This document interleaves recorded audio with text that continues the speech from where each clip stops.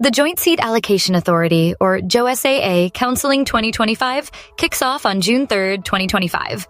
Aspiring engineers can register and fill their choices for premier institutes like IITs, NITs, and IIITs until June 12th.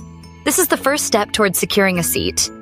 2 mock seat allotment rounds on June 9th and June 11th will help candidates understand potential allocations.